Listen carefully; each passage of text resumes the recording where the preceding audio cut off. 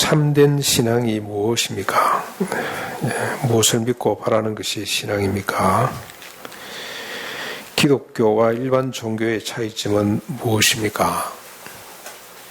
예수를 믿고 거듭난 성도라면 반드시 묻고 답해야 될 질문인 것 같습니다.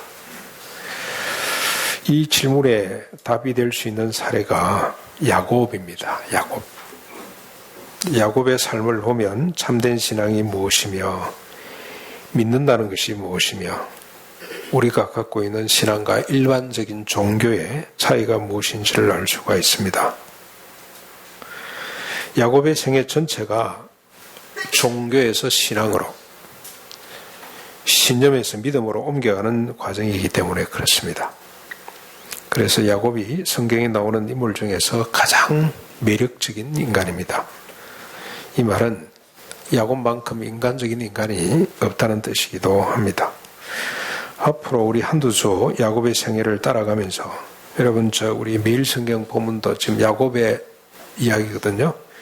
이야기를 함께 따라가면서 참된 신앙이 무엇인지 믿는다는 것이 무엇인지를 알아보고 은혜 받기를 원합니다.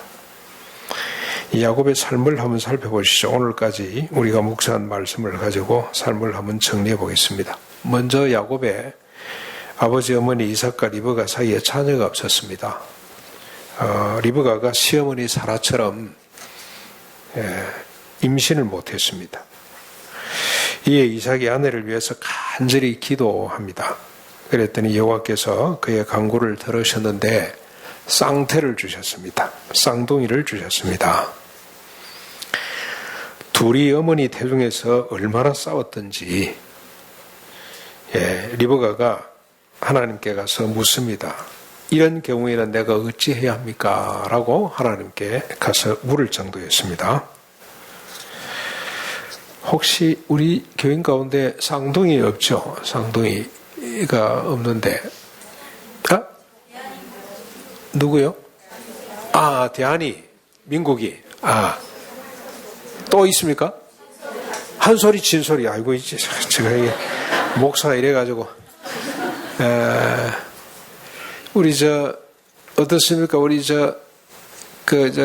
유리자매가 오늘 안 나와서 못 물어보겠는데 우리 신집사님 어떻게 많이 싸웠는가요? 배 안에서? 안 싸웠어요. 딸들이 돼서 그런지 아주. 그런데 이 야곱과에서는 얼마나 싸웠던지 하나님께 가서 물어야 될 정도였습니다. 그랬더니 하나님이 말씀을 하셨죠. 여기에 대해서 하나님 말씀하셨는데 25장 23절입니다. 두 국민이 내 태중에 있구나. 두 민족이 내 복중에서부터 나누이리라. 이 족속이 저 족속보다 강하겠고 큰 자가 어린 자를 섬기리라. 야곱은 에서의 발꿈치를 붙잡고 태어났습니다. 나오면서부터 형하고 다툰 거죠. 그래서 이름을 야곱이라 불렀습니다. 야곱은 발꿈치라는 뜻인데 발꿈치를 잡고 낳았다. 그런 뜻이죠. 태중에서부터 큰 자 에서가 어린 자, 작은 자 야곱을 섬기도록 작정되었습니다. 이 말은 하나님의 언약이 에서가 아니고 야곱을 통해서 이어져 간다는 뜻입니다. 왜 그렇게 하셨을까? 하나님이 그냥 둘 다 선택을 했으면 얼마나 좋으련만. 그러면 가정에 갈등도 없고 이런 어려운 일이 없을 텐데 왜 하나님이 야곱이 아니고 에서가 아니고 야곱을 언약의 백성으로 선택을 하셨는가? 전적으로 하나님의 주권이죠. 하나님의 주권. 아브라함이 낳은 자식들 중에서 100살에 난 이삭을 언약의 자녀로 삼은 것과 꼭 같습니다. 사람의 뜻이 아니고 하나님의 뜻을 드러내시기 위해서죠. 이 부모의 정으로 흘러가는 것이 아니고 부모의 정보다도 그 인지상정이잖아요. 그거보다도 더 중요한 것이 우선되는 것이 하나님의 뜻임을 보여주시려고 강조하시기 위해서 이렇게 선택을 했습니다. 인간의 역사가 아니고 하나님의 역사를 쓰시겠다는 강한 의지를 이렇게 드러내셨습니다. 하나님이 이렇게 하셔야 될 이유를 바로 우리 다음 이야기에서 찾을 수가 있습니다. 하나님이 이렇게 하시지 않으면 안 된다는 사실을 우리가 다음 이야기를 통해서 깨닫게 되는데 장성한 뒤 야곱은 익숙한 사냥꾼이 된 형 에서와는 달리 조용해서 장막에 머물기를 좋아했습니다. 같은 날, 같은 시간에 태어났습니다만 이 에서와 야곱은 너무 달랐습니다. 아버지 이삭은 에서를 좋아했고 어머니 리브가는 야곱을 좋아했습니다. 저 같으면 에서를 좋아했을 것 같아요. 호탕하고 사냥 잘하고 내가 좋아하는 음식 자주 공급해주고 남자답고 또 생산적이고 훨씬 더 좋죠. 남자가 사냥을 잘해야 되죠. 그때나 지금이나.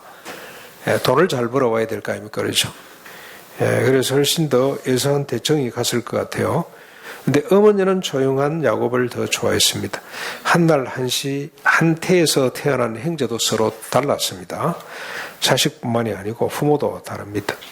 부부도 서로 달라요. 이삭과 리브가는 둘밖에 없는 자식을 회례했습니다. 자신의 취향대로, 자신의 의지대로 각각 사랑할 수밖에 없었습니다. 성향만 다른 것이 아니고 생각이죠. 생각, 특히 장자권에 대한 생각이 너무 달랐습니다. 야곱은 부모로부터 들은 이야기죠. 큰 자가 작은 자를 섬길 것이다 하는 이 말을 어머니를 통해서 들었겠죠. 네가 하도 싸워서 내가 하나님께 물었더니 하나님이 이렇게 말씀하셨다는 이야기를 했겠죠. 그뿐만이 아니고 하나님이 조부 아브라함과 부친 이삭에게 하신 언약들이 있죠. 3가지. 그 이야기를 늘 듣고 살았다고 보시면 됩니다. 그런데 에서는 별로 중요하게 생각을 안 한 것 같아요. 그런데 야곱은 그걸 마음에 담고 살았습니다. 그래서 형 에서와는 달리 장자권에 대해서 강한 집념을 갖고 있었어요. 그러던 어느 날 야곱이 사냥에서 돌아온 허기진 형에게 팥죽 한 그릇을 주고 장자권을 삽니다. 너무 잘 아는 내용이죠. 장자권을 샀습니다. 그 스토리 다 아시기 때문에 생략을 하고 이렇게 형한테 장자권을 삽니다. 샀다기보다도 치졸하게 갈취한 거죠. 갈취. 여러분, 이런 인간을 어떻게 봐줄 수 있습니까? 우리 집에 이런 인간이 있다면 어찌해야 됩니까? LA하고 기사대기를 한 대 올려야 되죠. 야, 이놈아, 형님이 그렇게 시장에서 오면 형 좀 기다려. 그러고 빨리 먹으면 입천장 튀어. 찬물에다 이렇게 훅 불어서 식혀가지고 형 많이 먹고 힘내. 이래 이게 정상이지. 형한테 장자권 주면 내가 이거 한 그릇 줄게. 그런 치졸한 인간이 어디 있습니까? 야곱은 하나님의 뜻이죠. 하나님의 언약을 마치 자신이 정치해야 될 것처럼 생각을 하고 행동을 했습니다. 하나님의 뜻을 자기가 마치 이렇게 붙잡아야 되는 것처럼 생각을 한 거죠. 시간이 흘러 그 땅에 큰 흉년이 들었습니다. 아마 이 땅은 헤브론 근방의 땅인 것 같습니다. 아브라함이 죽어서 자기 아내가 묻힌 막벨라 굴 헤브론 근방의 땅으로 올라왔거든요. 그때 아마 올라와 있다가 그 땅에 큰 기근이 들어서 이삭은 가정을 이끌고 그랄 땅으로 내려갔습니다. 마지막 정착지는 아마 물로 발을 댈 수 있는 풍요로운 땅, 기근이 없는 땅, 애굽이었던 것 같습니다. 그때 여호와께서 나타나셔서 말씀을 하셨습니다. 그게 26장 2절부터 4절까지입니다. 애굽으로 내려가지 말고 내가 네게 지시하는 땅에 거주하라. 이 땅에 거류하면 내가 너와 함께 있어 네게 복을 주고 내가 이 모든 땅을 너와 내 자손에게 주리라. 내가 내 아버지 아브라함에게 맹세한 것을 이루어 내 자손을 하늘의 별과 같이 번성하게 하며 이 모든 땅을 내 자손에게 주리니 내 자손으로 말미암아 천하 만민이 복을 받을 것이다 라고 말씀을 하셨습니다. 애굽으로 가는 길은 이삭으로서 어쩔 수 없는 선택이죠. 처자식을 먹여 살려야 하는 가장으로서 풍요로운 땅으로 가는 것은 지극히 당연하고 책임성 있는 선한 행동입니다. 그러나 하나님은 그 길을 허락하지 않습니다. 막았습니다. 내려가지 말아라. 머물라고 하는 땅은 척박한 땅이죠. 하나님이 왜 이 척박한 땅에 머물라고 하시는가? 척박한 땅에서 하나님의 뜻을 이루기가 더 분명했기 때문에 하나님의 뜻이 더 잘 드러날 수 있기 때문에 하나님이 더 잘 드러날 수 있기 때문에 그 땅에 머물도록 하신 것 같습니다. 예, 하나님이 주려면 메소포타미아, 티그리스 유프라테스 강이 있는 그 땅이나 아니면 나일 강이 있는 그 땅을 주셔야 되지 이 척박한 땅을 주신 이유가 뭔가? 이 땅 위에서 천하를 복되게 하는 역사를 이룸으로 말미암아 하나님이 어떤 분인지 하나님의 뜻이 뭔지 더 선명하게 드러나도록 하기 위해서입니다. 쉽게 이렇게 생각하면 됩니다. 우리 명성교회를 이 세습받은 물러받은 김하나 목사 똑똑한 분이거든요. 저 옛날에 그분 하기 전에 공부하실 때 한번 봤더니 정말 똑똑해요. 프린스턴 출신입니다. 그 양반이 자기 실력을 제대로 발휘하려면 아버지가 다 일구는 명성교회를 얻을 것이 아니고요. 개척을 해야 돼요. 그래야 이분 실력이 드러납니다. 그렇죠? 지금 아무리 잘해도 이분 실력 안 드러나게 돼 있다니까요. 그래서 하나님이 우리에게 척박한 땅을 이삭에게 척박한 땅에 머물라고 하신 것은 하나님이 자신을 드러내시기 위한 하나님의 지혜라고 이렇게 보셔야 됩니다. 야곱은 하나님의 말씀에 한층 고무됐을 겁니다. 가나안 땅을 주신다는 말과 하늘의 별과 같은 후손을 주신다는 말에 크게 아마 감동을 받았을 것입니다. 세월이 또 흘렀습니다. 이삭이 나이 많아 눈이 어두워져서 잘 보지 못하게 되었습니다. 어느 날 이삭이 큰아들 에서를 불러놓고 이렇게 말했습니다. 이제 내가 늙어 어느 날 죽을지 알지 못하니 나를 위하여 사냥하여 내가 즐기는 별미를 만들어 먹게 하라. 내가 마음껏 내게 축복하리라고 말을 했습니다. 이 말을 엿들었던 리브가가 야곱을 다구쳤습니다. 그래서 어머니의 도움을 받은 야곱이 형 에서가 돌아오기 전에 누먼 아버지를 속이고 장자의 축복을 가로채게 됩니다. 이 내용도 여러분 너무나 잘 아실 줄로 믿습니다. 성경이 딱딱한 교리로 되어 있지 않고 이야기로 됐다는 것이 얼마나 감사한지 이런 이야기는 안 잊어버리죠. 기억이 다 남아있을 줄로 믿습니다. 장자를 사랑해서 그에게 장자의 축복을 주려고 하는 에서의 마음은 아버지의 마음이죠. 이삭이 눈이 멀지 않았더라면 에서에게 장자의 고난이 이어져 갔을 것입니다.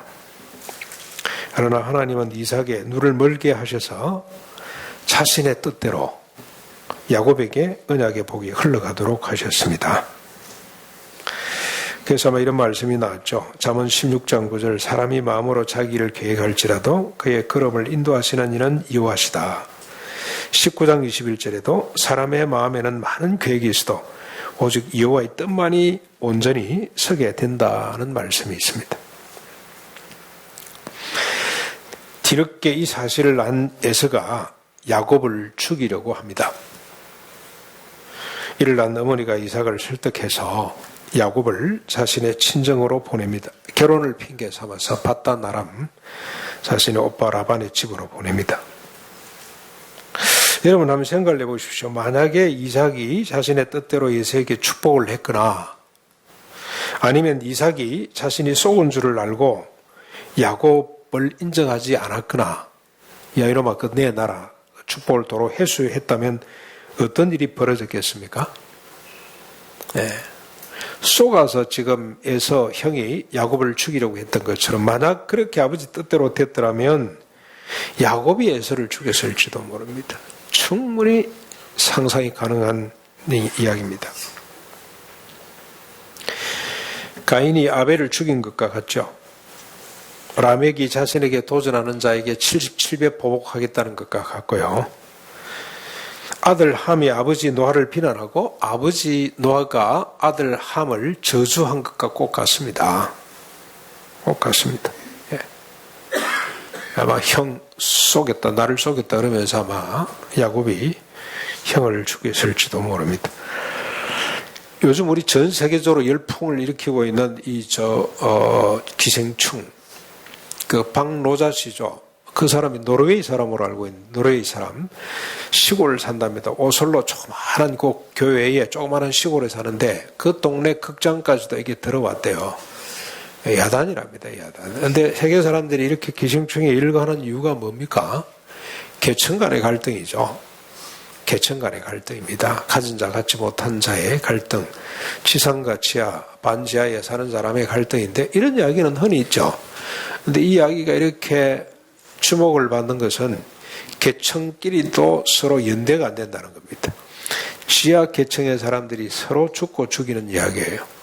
지상과 지하의 계층, 이 연대는 뭐 말할 것도 없고 지하끼리도 연대가 안 되는. 그래서 이걸 요즘 세계적으로 열풍을 일으키는 것은 신자유주의의 모순에 대한 정치적 해석도 있고 여러 가지 해석이 있습니다만 인간의 이야기죠. 인간의 마음에 인간의 이야기를 적나라하게 이렇게 잘 묘사를 했기 때문에 사람들이 열광을 하는 것 같습니다만 여기까지는 같습니다. 근데 이제 이 영화에 아주 재미나는 거는 가족끼리의 연대를 이야기했어요. 가족끼리. 너에게 계획이 있었구나. 이런 말. 막 위장하고 막 이래. 근데도 계획이 있었구나. 아버지가 아들을 신뢰하고. 그 다음에 또 뭐죠? 딸이 하나, 둘, 셋 가면서 직업은 뭐 하는 거라고요? 침탈하는 것이라고 이러면서 배짱이라 그랬나요? 하여튼 이런 이야기들 가족들끼리 서로 하나가 돼서 연대하는 것을 보여줘서 재밌게 봤다 그러는데요. 그런데 여러분 그게 한계 같습니다. 이거 고전 바늘에는 올라가지 못할 것 같다는 생각이 듭니다. 가족끼리도 연대가 안 되는 것이 오늘 성경이 우리에게 보여주는 인간에 대한 이야기입니다. 야곱의 이야기입니다. 가족끼리도 연대가 안 돼요. 형이 동생을 죽일 수밖에 없고 만약 이게 안 됐으면 동생이 형을 죽일 수밖에 없는 그런 이야기가 많이 나오죠. 이삭은 아내의 말을 듣고 한마디 꾸지람이나 원망이 없이 곧바로 야곱을 축복하고 보냅니다. 이 부분이 아주 재밌죠. 자기가 속은 줄 알면 보통 정상적인 아버지라면 노발대발하고 도로 거둬간다든지 야단 법석을 떨었을 텐데 그러지를 않고 바로 그냥 축복해서 보내요. 예. 왜 그랬을까요? 리브가가 완전히 그냥 자기 남편을 갖고 그냥 요리를 한 건지.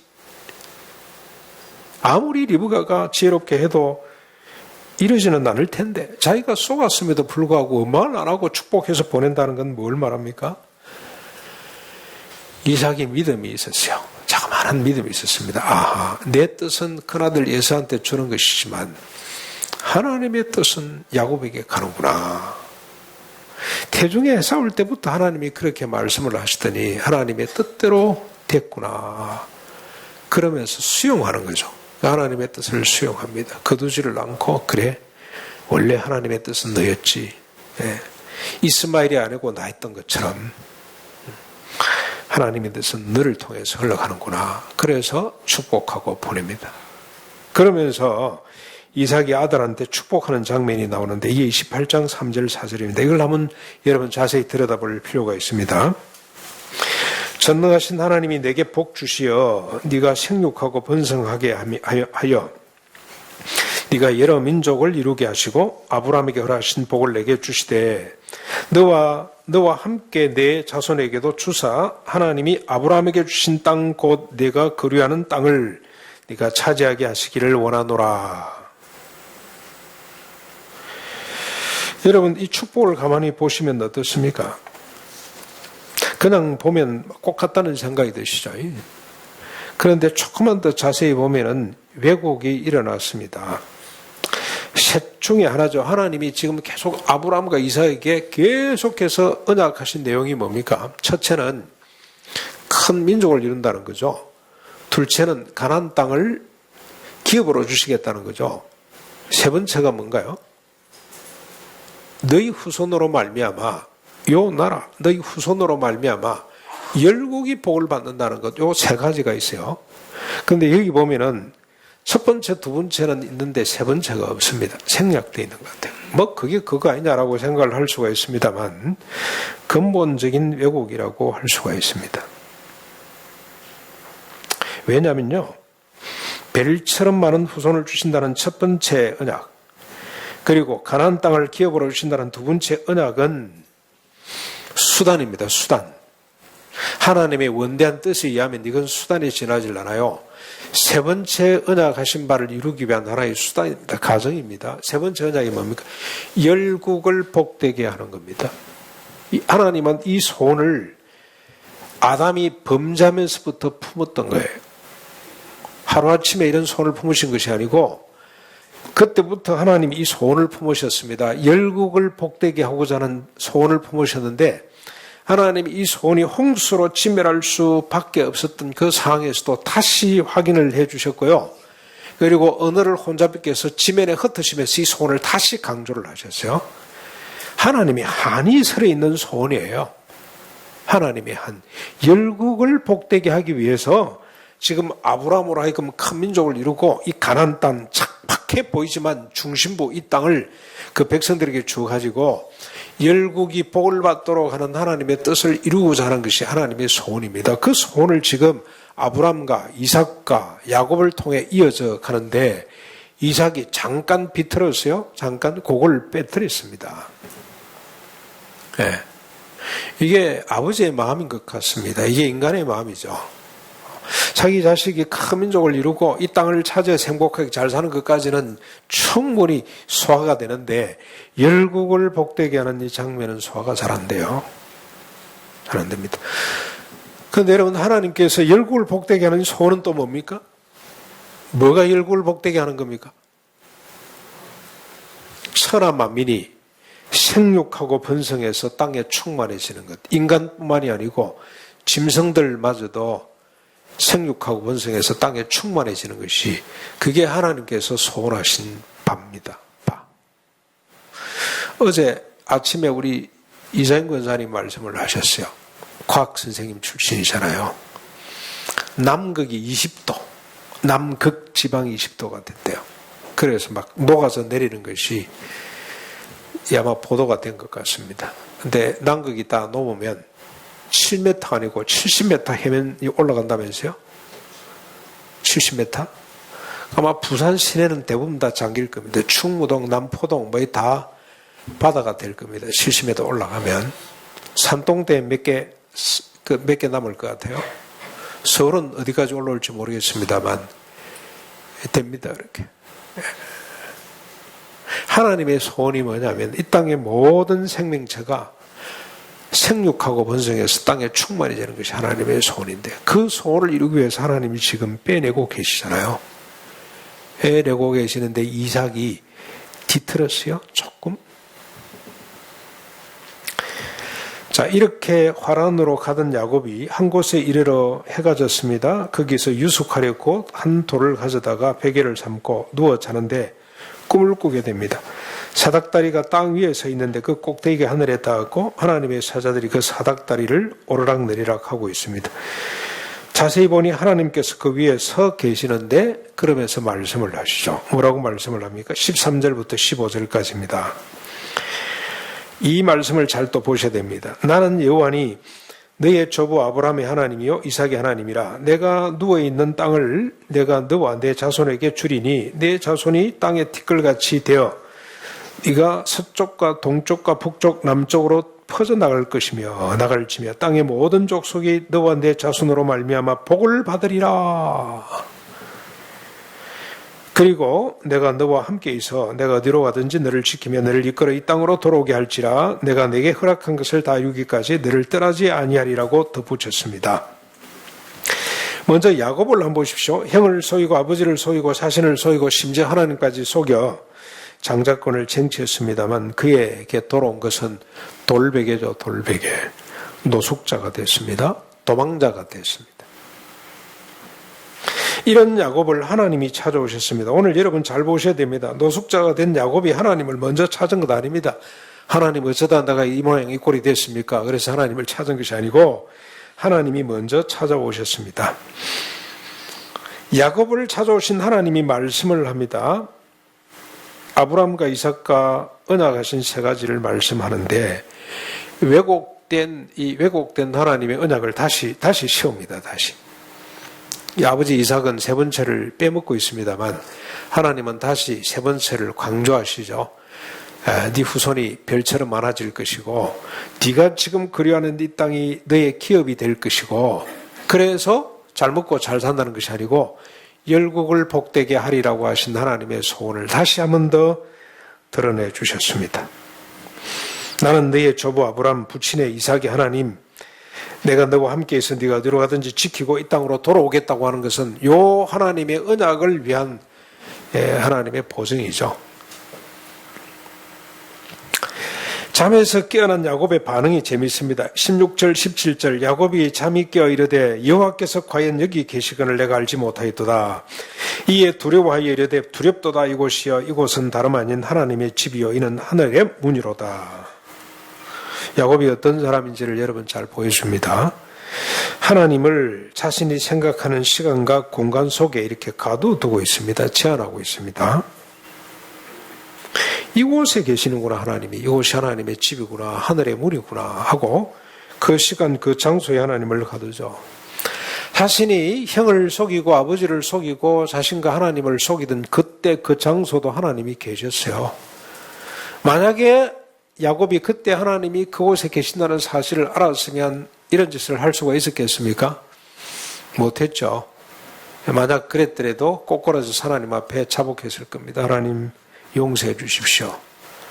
그렇게 회개했을 겁니다. 그러질 않았어요. 하나님이 자기가 생각하는 곳에 제한해 놓고 있습니다. 야곱의 다음 반응이 더 재미있습니다. 18절 19절 야곱이 아침에 일찍 일어나 베개를 삼았던 돌을 가져다가 기둥을 세우고 그 위에 기름을 붓고 그곳 이름을 베델이라 하였더라. 이 성의 옛 이름은 루스는 호두나무라는 뜻이랍니다. 호두나무가 많았던 곳이 모양입니다. 그 이름을 베델, 하나님의 집이죠. 그렇게 이름을 고쳤습니다. 대단한 신앙적 행동 같습니다만 당시 중동의 사람들의 종교의식이라 그럽니다. 이게 돌기둥을 세우고 기름을 붓는 행위는 일반적으로 종교 행위입니다. 뭔가 대단하고 두려운 하나님에 대한 성의 표시 정도라고 이렇게 보면 됩니다. 가장 야곱다운 모습이 바로 그 다음에 이어지는데요. 20절부터 22절까지 야곱이 서운하여 이릅니다. 하나님이여 나와 함께 계셔서 내가 가는 길에서 나를 지키시고 먹을 떡과 입을 옷을 주시어 내가 평안히 아버지 집으로 돌아오게 하시오면 여호와께서 나의 하나님이 되실 것이요 내가 기둥으로 세운 이 돌이 하나님의 집이 될 것이요 하나님이 내게 주신 모든 것에서 10분의 1을 내가 반드시 하나님께 드리겠나이다 하였더라. 야곱은 자기 주도적인 사람이죠. 자기가 하나님을 평가하겠다는 뜻이죠. 하나님이 자신을 먹이고 입혀서 평안히 내 아버지 집으로 이곳으로 다시 돌아오게 하면 어떻게 하겠다는 겁니까? 하나님이 내 하나님이 될 것이요. 그리고 내가 이곳에 당신을 위해서 집을 지어 드릴 것이며 내가 10분의 1을 바치겠습니다. 라고 말을 합니다. 그렇지 못하면 하나님을 인정하지 않겠다는 뜻이죠. 자신이 하나님을 평가하겠다는 거 아닙니까? 그렇죠? 좋게 말하면 주체적 신앙입니다. 그러나 솔직히 말하면 조건부 신앙이죠. 조건부 신앙. 이렇게 해주시면. 그러나 더 쉽고 직설적으로 말하면 신앙이 아니라 종교입니다. 종교 중에서도 가장 저급한 자기 욕망. 자기 욕망이죠. 이게 지금 현재 야곱의 모습입니다. 베델에서까지의 야곱의 모습입니다. 그런데 중요한 것은 하나님께서 이런 야곱을 향해 어떤 분으로 나타나시냐. 하나님은 이런 야곱을 향해 어떤 분이신가가 중요한데 하나하나 야곱의 것을 빼앗아 가는 분입니다. 자기 주도적인 신앙, 주체적인 신앙, 한목적적인 신앙, 심지어 야곱의 모든 욕망을 하나하나 주님께서 빼앗아 가십니다. 이렇게. 형과 예수를 속이고 심지어 아버지까지 하나님까지 속이고 장자권을 쟁취했지만 쫓기는 신세가 되도록 했습니다. 화란에 도착해서 20년 동안 자기보다 훨씬 더 센 사람 라반에게 착취당합니다. 20년 동안 착취를 당하게 됩니다. 그뿐만이 아닙니다. 아내들에게도 남편으로서의 애정과 권위를 다 빼앗겼습니다.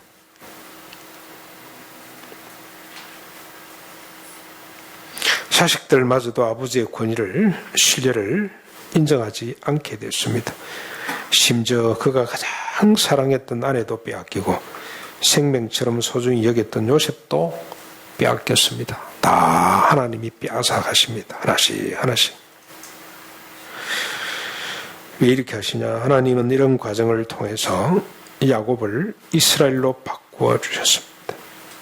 더 이상 야곱으로 하여금 주체적으로 살지 못하도록 하셨습니다. 오직 하나님의 소원을 바라보고 쫓는 인간으로 하나님께서 바꾸어 주셨습니다. 그 극적인 장면이 번열이죠. 번열. 약복강가에서 하나님하고 씨름하는 장면. 그 씨름하는 장면이 왜 중요하냐? 다 하나님이 마지막까지 빼앗아가지고 생명까지 빼앗아 가는 순간이죠. 그는 하나님 나를 살려주십시오. 하나님이 없이 나는 못 삽니다. 그래서 밤이 새도록 씨름하고 한도 배가 위골이 나도록 부러지도록 하나님을 놓을 수 없어요. 하나님을 낳을 수가 없어요. 여러분 그 순간이 자기를 부정하는 순간이죠. 자기를 믿고 자기 생각대로 살아왔던 야곱이 모든 건 내려놓고 하나님만 의지하는, 그래서 하나님 이름을 바꿔주십니다. 다시는 속이는 자, 주체적으로 사는 인간이 아니라 하나님의 뜻만을 바라보고 소원하는 이스라엘로 이름을 바꿔주십니다. 그는 선물로 하나 장애를 넣었죠. 장애. 그래서 평생에 쩔뚝거리면서 살았습니다. 그래서 그 후손들이 아버지 그 쩔뚝거리는 모습을 또 증오해가지고 자존심이 상해서 그쪽 부위에 살을 먹지 않을 정도로 아픔에 상처를 하나님이 남겨놨어요. 나는 죽었다는 걸 계속해서 기억하도록. 사랑하는 성도 여러분, 여러분의 신앙은 어떠한지 점검해 보셔야 됩니다. 나를 위한 작고 왜곡된 신앙이 아니라 주님을 위해 바르고 숭고한 신앙을 가져야 됩니다. 나를 위한 작은 신앙이죠. 이걸 라틴 우리 영성을 가진 사람들, 라틴 우리 시대 때는 이걸 UT 신앙을 했어요. UT, 이용하는 신앙이라. 그렇게. 사실 우리가 이게 라틴 시대 때 라틴말을 썼던 시대의 신앙을 많이 잃어버렸어요. 정말로 큰 유산을 우리가 잃어버렸는데, 그때 이 신앙을 어떻게 구분했냐면 UT 신앙, 이용하는 신앙이라고 그렇게 명명을 했습니다. 이 신앙을 가지면 늘 쫓기는 삶을 살게 됩니다. 남을 속이고 자신을 속이고 하나님의 속이는 야곱 같은 신앙 수준에 머물게 됩니다. 그러나 하나님을 위한 숭고한 신앙, 이걸 프루이 신앙이라고 그랬어요. 프루이, 향유하다 그런 뜻입니다. 향유하는 신앙, 하나님의 소원을 향유하는 거죠. 내가 누리는 신앙을 갖게 되면 세상에서 두려울 것이 아무것도 없게 됩니다. 이 신앙의 차이를 알려면 여러분 이스라엘 백성들과 모세의 신앙의 차이를 생각하면 됩니다. 이스라엘 백성들은 자신을 위한 신앙이죠. 그래서 고기와 마늘을 바라는 신앙이었어요. 고기, 마늘 바라는 신앙. 근데 모세는 아브라함과 이삭과 야곱, 요셉을 통하여 언약하신 하나님의 세 가지 소원을 바라는 신앙이었습니다. 평소 때는 차이가 안 나 보입니다. 그러나 홍해 앞에서 물이 없는 광야에서 이 신앙은 현격한 차이를 드러냅니다. 자기를 위하여 수단으로 삼는 신앙을 가진 자들은 죽었다고 탄식을 합니다만, 모세는 하나님을 향유하는 신앙을 가진 모세는 오히려 기회로 삼습니다. 그래서 홍해가 갈라지고 반석이 터져서 물이 솟아나 모든 사람을 살리는 이런 위대한 역사를 이루어내게 됩니다. 오늘 우리가 우리를 위한 신앙, 내 소원에 머무는 신앙, 이용하는 신앙에 머물게 되면 우리가 이 코로나19를 향한 기도가 달라집니다. 하나님 걸리지 않게 해주십시오. 나를 지켜주십시오. 그러나 여러분 모세의 신앙, 주님을 향유하는 신앙을 가지고 하나님의 소원을 품으면 어떤 기도를 드릴 수가 있습니까? 하나님 중국을 불쌍히 여겨주십시오. 일본 크루즈선에 지금 사람들이 갇혀가 나오지도 못하고 오늘도 하루 만에 60명의 확진자가 나타나고 엉망이죠. 하나님 저 땅을 불쌍히 여겨주십시오. 이 세상을 하나님 불쌍히 여겨주십시오. 하나님 이 진노를 거두십시오. 속히 지나가게 하십시오. 라고 기도하는 이런 신앙을 우리가 갖게 됩니다. 하나님의 소원을 품고 바라는 신앙을 가집시다. 그래서 이웃과 열국을 복되게 하는 하나님의 소원을 이루어드리는 우리 모두가 될 수 있기를 주님의 이름으로 축원합니다. 말씀을 생각하면서 312장 찬송 드리겠습니다.